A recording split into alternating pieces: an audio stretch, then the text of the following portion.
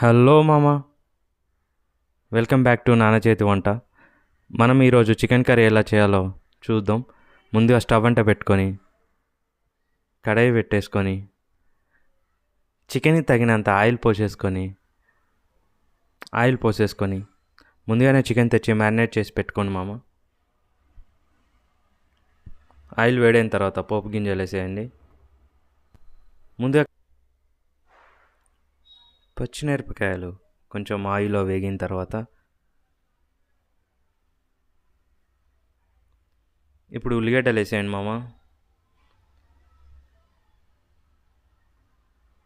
ఉల్లిగడ్డలు కొంచెం రెడ్గా అయ్యి పసుపు అల్లం వేసి మొత్తం కలిపేసుకొని చికెన్ని యాడ్ చేసుకోండి మామ.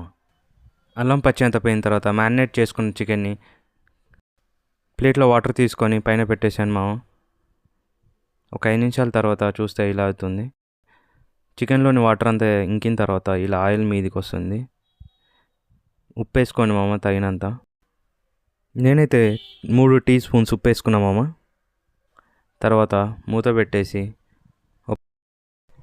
ఒక 10 మినిట్స్ ఇలా మూత పెట్టి ఉడికించాలి మామ చికెన్ని.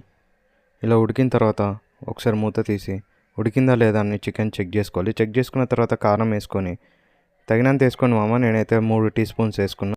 చికెన్ మంచిగా కలుపుకొని మళ్ళీ మూత పెట్టేసుకోండి మామ.